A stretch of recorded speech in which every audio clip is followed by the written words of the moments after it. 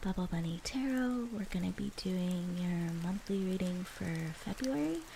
And we're just going to do it the same as last time. We're going to do past, present, and future. And then for the oracle cards, we're actually going to use the Botanical oracle this time instead of the literary witches. And then as a really cool treat, we've got some Zodiac dice here that we're gonna roll, and just take these as like energies. They could be people in your life, but this is kind of just like dessert. It's not the whole reading, so if these don't match anything going on in your life or anyone going on in your life, then don't worry about it. This is a general reading, and so take what resonates and leave what doesn't. We're gonna be kind of pulling on the energies from the last full moon that we've had in February, and then I'm gonna leave some dates up for kind of the important like moon cycles that are going to be going on that also might affect your current state as we move through the month of February. So yeah, I hope you guys enjoy your reading.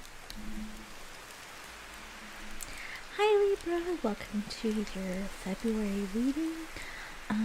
We are going to do the same as last time, where we're going to be reading your past, present, and future, your thoughts and feelings, your general energies, but a really cool thing that I have are these Zodiac dice. So we'll be rolling them before the reading starts. This could represent your energy, some other people's energy that are in your lives, or just like general energies that are affecting you.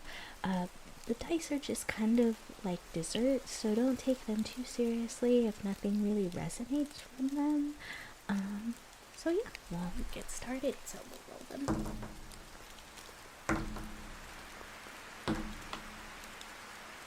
Ooh, okay. I believe we have Leo for the first one. And then I believe this is Scorpio. So you had Scorpio show up twice, actually.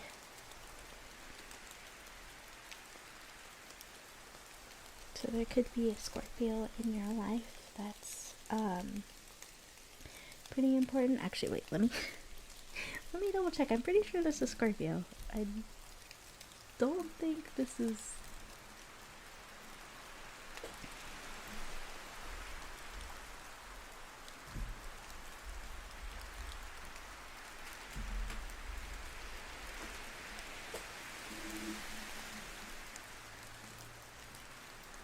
Okay, yeah, I was right. I'm sorry.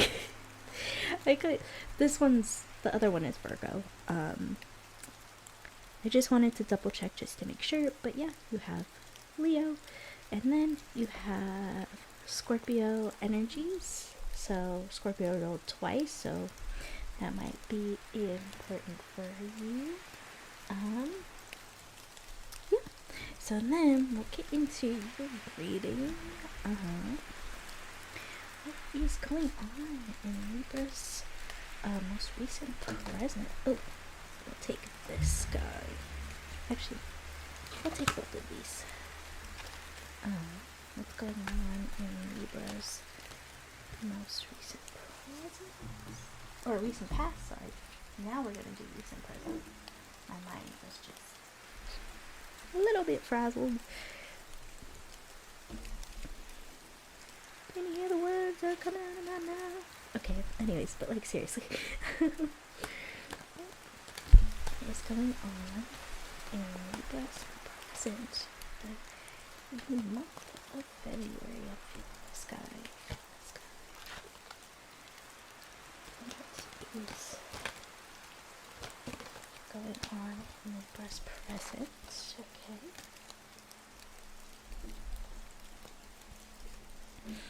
And then we'll have your future. So what's going on in your future, Libra, for the month of February?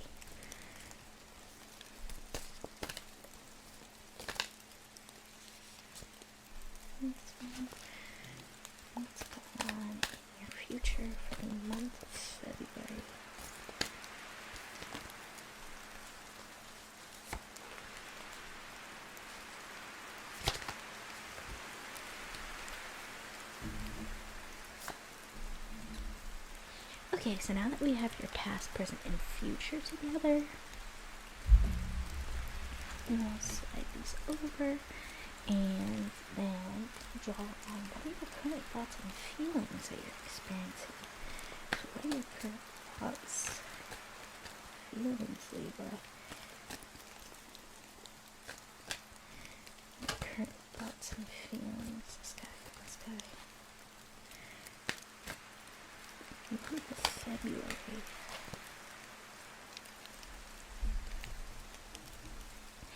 Okay, and now we'll do your oracle cards. So we have cards from the Hedge deck. So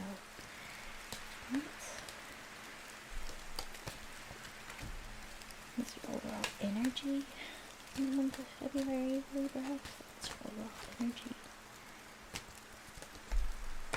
So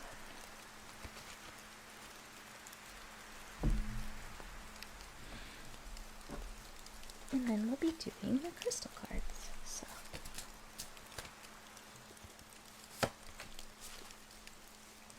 it's your overall energy.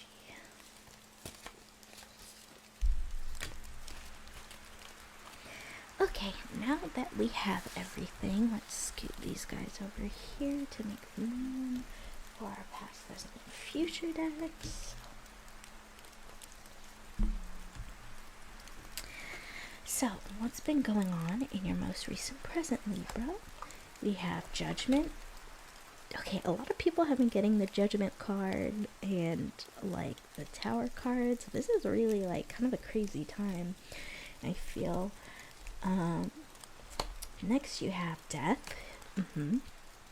So Judgment and Death makes sense. The rebirth of something new. And then you have the Seven of Swords. Ooh. So something tricky going on. Let's look into the present before I say anything. So in the present you have the Ten of Pentacles, which is pretty nice, building a legacy. And you have the, I believe this is the Nine of Pentacles.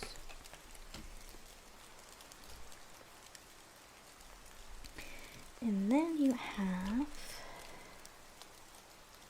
okay, then you have the Nine of Swords. Okay, I see. Oh, so sorry. I thought it's the boom mic, or the boom arm.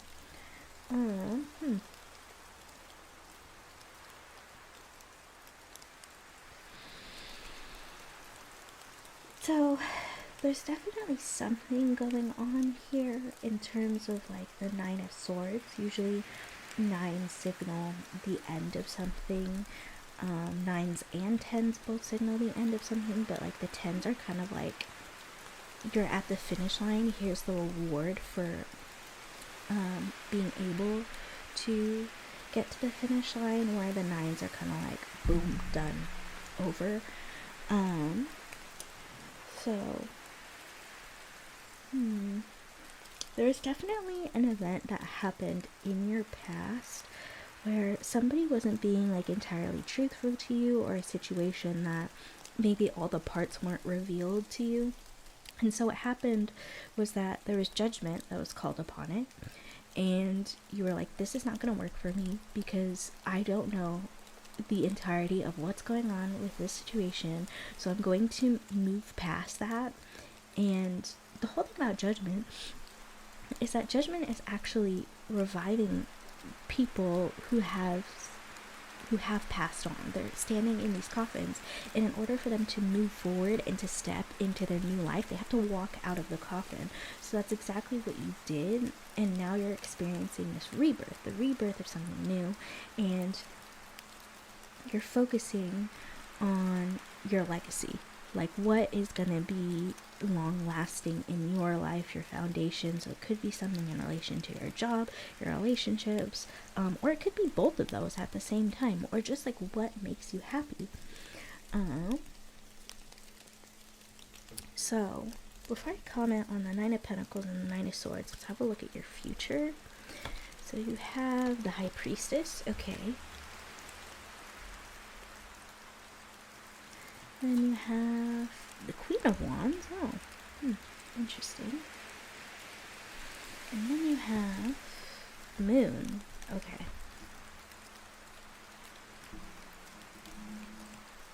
Okay.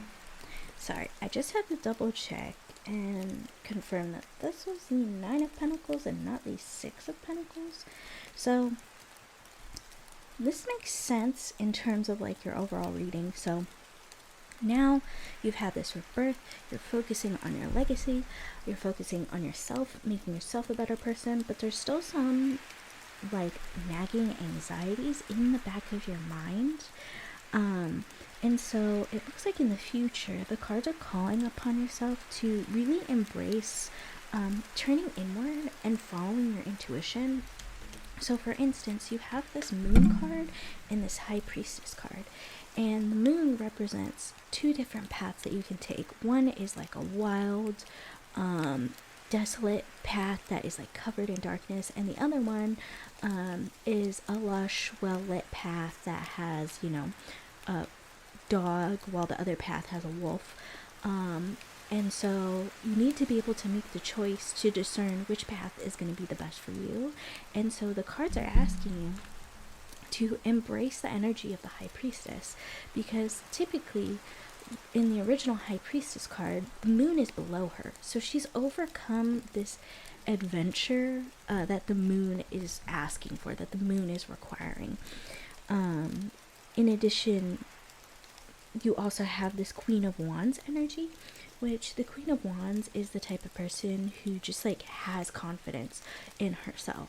Like she, in the original tarot deck, she has a black cat, and so that's her cat. Like even though the cat is seen as unlucky, she doesn't care what other people think. She's going to move forward with confidence to her situation.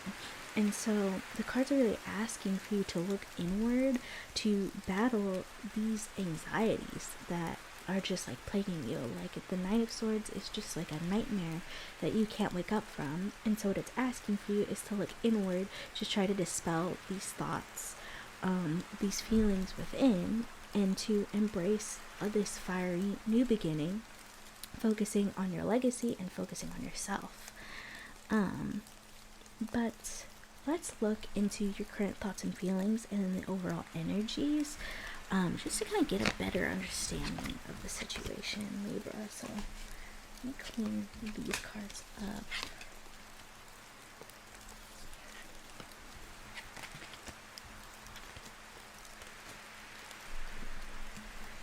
Okay, so your thoughts and feelings about this current situation. You have the Nine of Swords again. It came up in reverse, but we'll take it upright. So definitely anxieties towards whatever, you know, is going on with this judgment that has been called, with, you know, this new beginning. So maybe there are still things that you need to let go from a situation. It could be a relationship, it could be an old job. And then you have the Five of Wands, so conflict. At the moment, you're feeling very conflicted towards, I feel this is more internal. I don't feel like this is like external. It could be like there could be people who are trying to fight with you or are trying to start something with you, but this feels more like an internal struggle because of the Nine of Swords. And then you have the Page of Wands, so looking to move on, looking to explore, to find something new, to find something else exciting, and trying to get rid of all these negative thoughts or negative like impulses almost. And then I'll have a look at your crystals. So we have Amazonite, which is solace, healthy lifestyle, clear communication, and balance.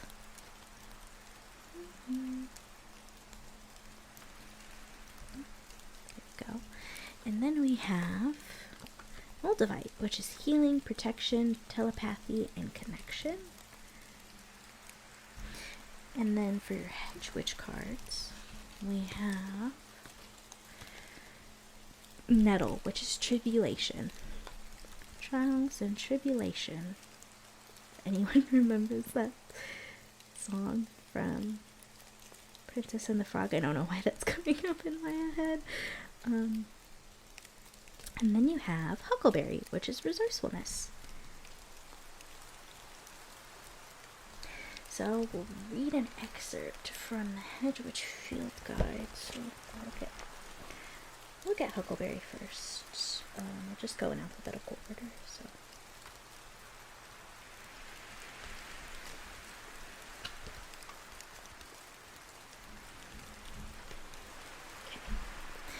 The oracle property resourcefulness refers to this plant's ability to grow on cliff sides, loose gravel, rocky ledges, and in alpine regions where the snow lies thick for half the year. In areas devastated by forest fires, huckleberries will be one of the first plants to emerge from the ashy soil. In fact, this incredible plant was one of the only survivors of the 1980 eruption of Mount St. Helens volcano. Resourcefulness can mean finding ways to turn adversity into opportunity, like the huckleberry benefiting from increased sun in areas where the forest canopy has been damaged by fire. Another kind of resourcefulness is the ability to take what you have and use it to its greatest potential. The huckleberry always reminds me that sometimes success comes from not being the brightest, shiniest, boldest person, but from strategic patience, laying low, hiding under the snow until the right opportunity presents itself.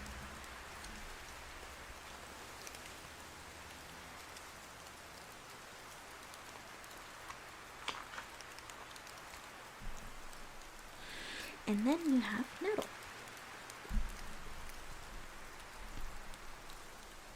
If you ever unwittingly encounter the stinging nettle, you will not forget the burning, painful welts it can cause that may plague you for days.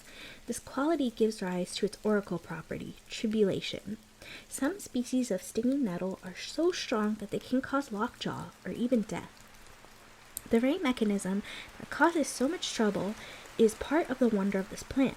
Among the chemicals the plant produces are serotonin, histamine, oxalic, and formic acids. These very substances have powerful applications in pharmacopoeia and are used to treat everything from rheumatism to enlarged prostate. It is also a wonderful food source. It is interesting to see that something can cause so much pain, but also can be so useful. The Tower card from the Tarot deck, as well as Death, both speak to tribulation as a catalyzing agent. The things that cause us the most pain can sometimes also be the things that bring out the best in us. Separation, loss, failure, these are all bitter pills to swallow, but can lead to great strength and new opportunity. So definitely seeing the nettle card in connection to the death card that we had earlier. So let me put these cards to the side, and then we'll have a look at your advice cards to see what else the universe has to say to you, Libra. So.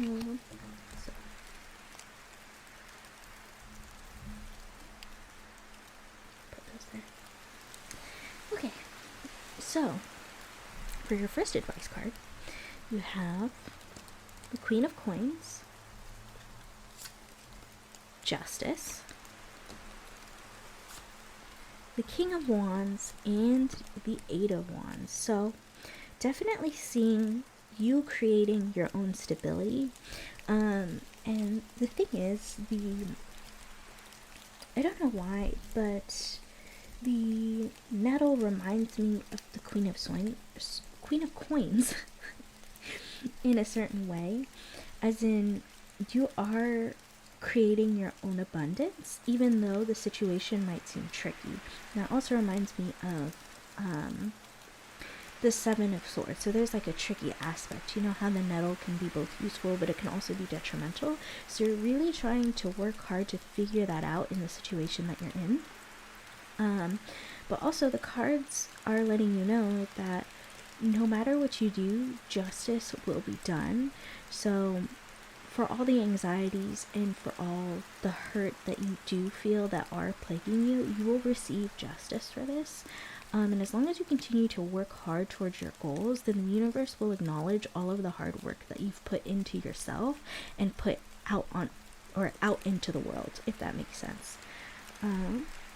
Otherwise, the universe is also advising you to embrace the King of Wands energy, so being more confident in yourself and in your own personal abilities is really shining out from here.